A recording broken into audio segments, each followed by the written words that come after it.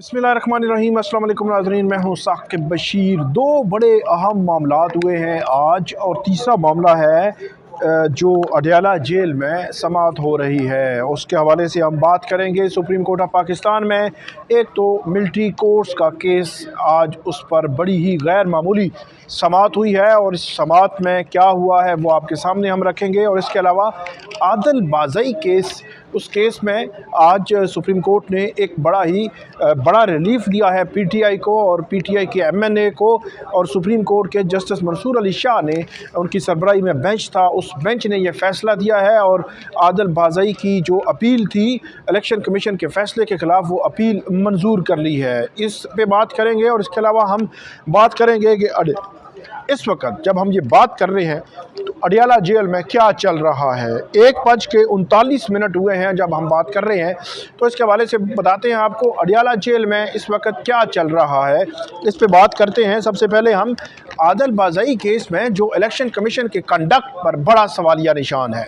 Election commission जब chief justice काजी फ़ाइज़ ईसा के दौर में सुप्रीम कोर्ट आता था, तो चीफ जस्टिस काजी फ़ाइज़ ईसा के रिमार्क्स, ऑब्जर्वेशंस ऐसे होते थे, लगता था कि वो जो शायद जो पीटीआई जो इलेक्शन कमीशन की लीगल टीम है वो दलाइल दे रही हो, और वो एक मुकद्दस गाय की तौर पर ट्रीट किया जाता था इलेक्शन कमीशन ऑफ पाकिस्तान को। जैसे इलेक्शन कमीशन ऑफ पाकिस्तान ने जो फैसला कर दिया वो हतमी, उसको छेड़ना ही नहीं है। बहुत सारे सवालात आए इलेक्शन कमीशन पर, बहुत सारे फैसले आए इलेक्शन कमीशन के, लेकिन उन फैसलों को नहीं छेड़ा गया। फैक्चुअल कंट्रोवर्सी के मामलात आए कि अगर दो फ्रीकैन कह रहे हैं कि दो चीज़ें हैं, एक एफिडेविट है, बयान हल्फी है, एक दूसरा बयान हल्फी है, उन दोनों में अगर कोई फैक्चुअल कंट्रोवर्सी आ गई है तो उसको डिटरमिन होना है, तय होना है, उसके बगैर कैसे फैसला हो सकता है। इलेक्शन कमीशन ने कहा जी आपकी डी सीट हो गई, और इलेक्शन कमीशन ने डी सीट कर दिया। और इसी तरह का मामला आया था जो 13 जनवरी को भी यही हुआ था। 10 लोग आए यहाँ पे, उन्होंने कहा जी हम तो पार्टी में हैं और पार्टी की मेंबरशिप है, और हम जो गए थे और हमें कागजात नहीं दिए गए और ये वो। और दूसरी जानिब पीटीआई का क्लेम मुख्तलिफ था कि ये पार्टी मेंबरशिप नहीं है। मतलब एक कंट्रोवर्सी आ गई, फैक्चुअल कंट्रोवर्सी आ गई कि दो फ्री का में से कैसे उन्होंने डिटरमिन किया ही नहीं, कैसे आपने कर लिया कि ये सारा कुछ हो गया। और उस वक्त बल्ले का निशान लेकर पूरे इलेक्शन पर जो है वो सवाल उठा दिया, और पूरे इलेक्शन को जितने भी मामलात हुए। आप आदिल बाज़ई का जो मामला है आज का, बिल्कुल एक सादा सा मामला है। आदिल बाज़ई 13 जनवरी को अगर वो election supreme court of Pakistan अगर वो फैसला करती कि ठीक है जी आप बल्ले का निशान लें, पीटीआई को देते हैं और कहते हैं कि आपके जो इंटर पार्टी इलेक्शन है हम इलेक्शन के बाद देखेंगे, और आपको इतना हम फाइन कर रहे हैं, फाइन जमा करवाए, आपने क्यों नहीं इलेक्शन करवाए। और उसमें क्या होता, आज जो आदिल बाज़ई यहाँ पे आ रहा है और एक एफिडेविट, दूसरा एफिडेविट, तीसरा एफिडेविट, तो फिर क्या होता, बल्ले का निशान उसके पास होता। आज बल्ले के निशान पे होते हैं एमएनए, तो उनको कोई मसला ही ना होता, मखसूस नशिस्तों का कोई मसला ही ना होता। मखसूस नशिस्तें जिसकी थी उनको मिल जाती। इतने फड्डे बने, इतने जो है वो लोगों पे प्रेशर आए, आज़ाद थे, एक एफिडेविट, दूसरा एफिडेविट, तीसरा एफिडेविट, फिर इलेक्शन के बाद अलग एफिडेविट्स, फिर एफिडेविट पे एफिडेविट, फिर कितने थे, फिर मखसूस नशिस्तों का मामला आ गया, फड्डा बन गया, इलेक्शन सुप्रीम कोर्ट में मामला आ गया, सुप्रीम कोर्ट ने फैसला दे दिया, और सुप्रीम कोर्ट के फैसले पर 12 जुलाई से अब तक अमल नहीं हो रहा। तो ये सारे मामलात ना होते, सारे मामलात की जड़ आज आदिल बाज़ई केस की जड़, जितने भी इलेक्शन मैटर्स की जड़, वो 13 जनवरी का फैसला जिसमें जस्टिस काजी फ़ाइज़ ईसा की सरबराही में बेंच ने फैसला दिया था, और वो बल्ले का निशान वापस ले लिया था, पीटीआई से बस वापस ले लिया था। और जो लोग अपनी मर्ज़ी के मुताबिक वोट करना चाहते थे, उसमें एक बंद बांध दिया था। किसने? जस्टिस काजी फ़ाइज़ ईसा के उस बेंच ने बंद बांधा था, और उसकी वजह से आज जो है वो ये दिन देखना पड़ा। आज जो है वो आदिल बाज़ई केस जो है वो उसमें जो जस्टिस काजी फ़ाइज़ ईसा का फैसला था, उससे मोस्टली जो अक्सरीती जो मामलात बने इलेक्शन कमीशन में, उसकी बेस वो थी। आज जो मामला था उसमें बड़े अहम सवालात उठाए गए हैं इलेक्शन कमीशन के कंडक्ट पर, इलेक्शन कमीशन पर बड़े अहम सवालात हैं, और इलेक्शन कमीशन के किरदार पर बड़े सवालात हैं कि इलेक्शन कमीशन ने ये फैसला कैसे किया है।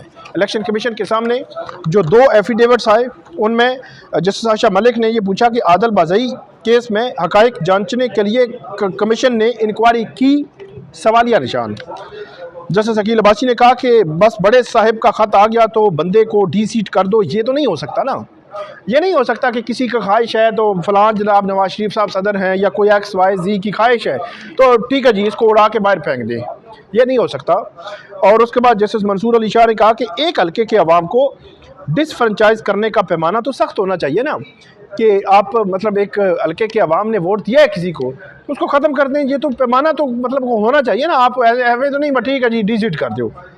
उसके बाद जो सरदार तैमूर असलम थे उन्होंने कहा कि एक दिन मामला इलेक्शन कमीशन पहुंचा, अगले दिन कार्रवाई शुरू कर दी गई। सरदार तैमूर असलम ने यह भी कहा कि हम बलूचिस्तान हाई कोर्ट गए तो हमें मुतलका दस्तावेज़ात तो दें, हमने ये कहा कि मुतलका दस्तावेज़ात हमें दे दें। सरदार तैमूर असलम ने यह भी कहा कि हमने कहा जो नून लीग से वाबस्तगी को बयान हल्फी बताया जा रहा है वो तो हमें दें। तो जस्टिस आयशा मलिक ने कहा इलेक्शन कमीशन ने कह दिया वो तो दस्तावेज़ात तो सीक्रेट है। तो इस पर जी लॉ इलेक्शन कमीशन को अदालत ने रोस्टम पर बुलाया और कहा कि आपके पास 2 बयान हल्फी आए थे। जस्टिस आयशा मलिक ने कहा एक जीतने वाला कह रहा है मेरा है, दूसरा कहता है मेरा नहीं है।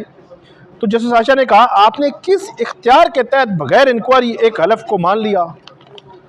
और जस्टिस आयशा मलिक ने कहा कि क्या इलेक्शन कमीशन ये कह सकता है कि मुझे एक बयान हल्फी पसंद है और दूसरा बयान हल्फी पसंद नहीं है। इस पर जस्टिस आयशा मलिक ने यह भी कहा कि इलेक्शन कमीशन के पास क्या इख्तियार है एक बयान हल्फी माने और दूसरा ना माने। ये बड़ा अच्छा सवाल है। हारिस अजमत जो वकील थे इलेक्शन कमीशन के, उन्होंने कहा जस्टिस आयशा मलिक ने कहा कि सवाल सब अच्छे हैं, जवाब नहीं मिल रहे। तो वकील इलेक्शन कमीशन ने यह कहा कि जावेद अहमद और जुल्फ़कार अहमद केस में कुछ चीज़ें हैं। जस्टिस मंसूर अली शाह ने कहा कि ये जावेद हाशमी केस है और जुल्फ़कार भुट्टो केस है, आप नाम भी सारे गलत ले रहे हैं। जस्टिस मंसूर अली शाह ने कहा और ये कहा कि मैं अपने स्टार्ट पॉइंट की तरफ आ रहा हूँ। वकील इलेक्शन कमीशन ने कहा तो जस्टिस मंसूर अली शाह ने कहा कि हम समाते आपकी तरफ यकसू करके मुंतज़िर हैं, आए स्टार्ट पॉइंट पर। वकील इलेक्शन कमीशन की जानिब से बिर बेंच की तारीफ़ की गई। आप हमें गुड ना कहें, जवाब दें। जस्टिस आयशा मलिक ने ये इलेक्शन कमीशन के वकील को कहा और फिर कहा कि सिर्फ एक सवाल का जवाब दें, आपका इख्तियार क्या है एक बयान हल्फी दुरुस्त है, दूसरा बयान हल्फी गलत मानने का। जस्टिस मंसूर अली शाह ने यह सवाल किया तो इलेक्शन कमीशन के वकील ने कहा कि इसको दूसरी तरह देख लेते हैं। जस्टिस आयशा मलिक ने कहा नहीं, इसको पहली तरह ही देख कर बता दें। जस्टिस मंसूर अली शाह ने कहा कि आप हमें बुनियादी सवाल का जवाब दें। जस्टिस मंसूर अली शाह ने यह भी कहा कि हम तो फिर जब वो सुस्त लोग हैं, जस्टिस आयशा के पास आईनी बेंच की कैब भी है और आप उन्हें तो जवाब दे दें। इलेक्शन कमीशन के वकील जवाब न दे सके और जस्टिस मंसूर अली शाह ने मुख्तसरन फैसला लिखवा दिया। आदिल बज़ई की इलेक्शन कमीशन के खिलाफ अपील मंजूर कर ली और वजूहात पर मबनी तफसीली फैसला बाद में जारी किया जाएगा। 3 रुकनी बेंच ने मुतफ़िका फैसला कमरा अदालत में ही सुनाया और जो आदिल बज़ई की अपील थी उसको मंजूर कर लिया। इलेक्शन कमीशन का फैसला गैर आइनी गैर कानूनी करार देकर कालअदम करार दे दिया। तो ये बड़ा ही गैर मामूली मामला है और इससे पहले जो सुप्रीम कोर्ट में मामला आते रहे वो फिर जो है वो इसी तरह ही था। अब देखते हैं कि इसमें तफसीली फ़ैसला क्या आता है, क्या कोई ऑब्जर्वेशन आती है या नहीं आती। आगे बढ़ते हैं।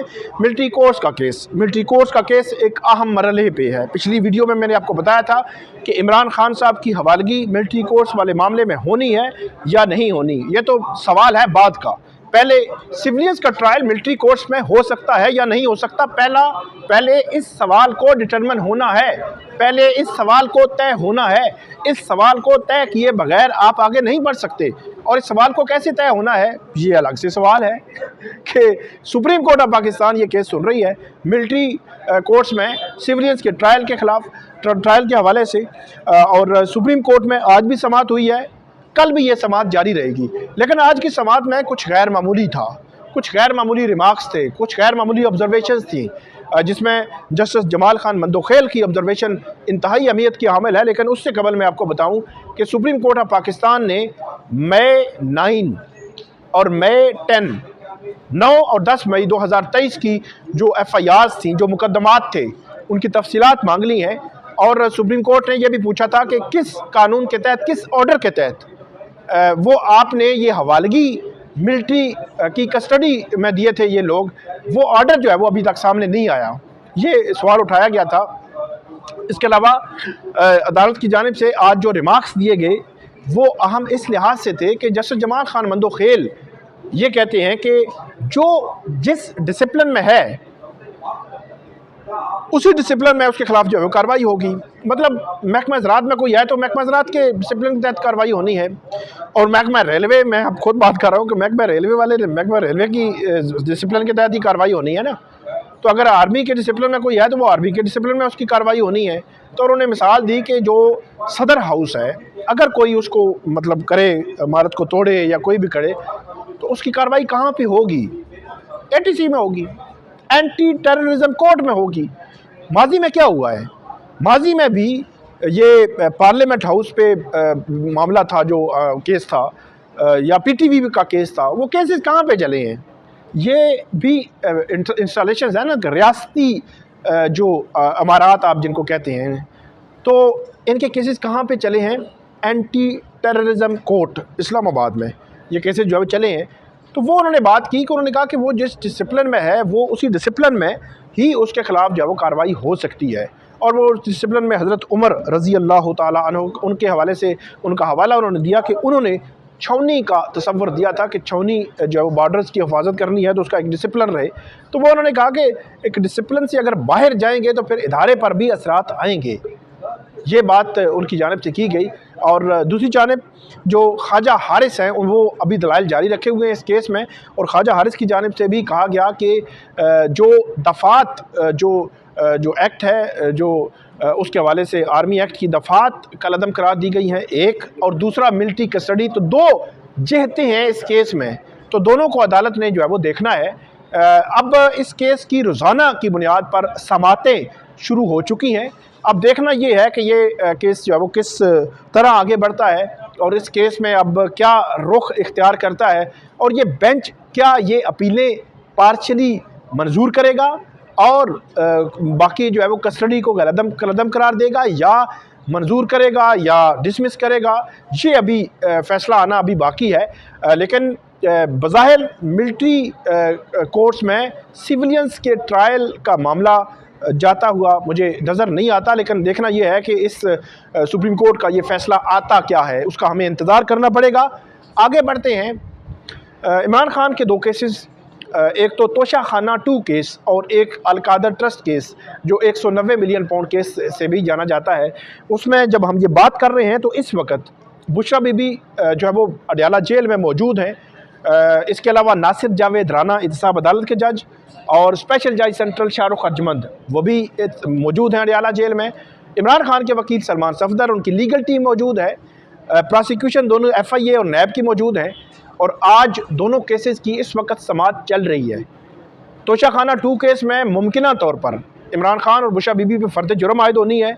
और जो 190 मिलियन पाउंड केस है उसमें सवालात के जवाबात जमा हुए हैं। उसका देखना है कि अब उसमें फेट क्या होगा। सवालात के जवाबात जमा होते हैं तो फिर आगे क्या होगा, आगे क्या होना है, ये अब देखेंगे। क्योंकि इमरान खान की जानिब से ये कहा गया था कि गवाह पेश करेंगे वो अपने दिफा में। वो गवाह कौन होंगे, आज पेश होंगे या नहीं होंगे, ये अब देखना है। तो जो भी अपडेट आती है अडयाला जेल से वो हम नेक्स्ट वीडियो में आपके सामने रखेंगे। आप हमें फीडबैक दीजिएगा, कमेंट कीजिएगा। बहुत शुक्रिया।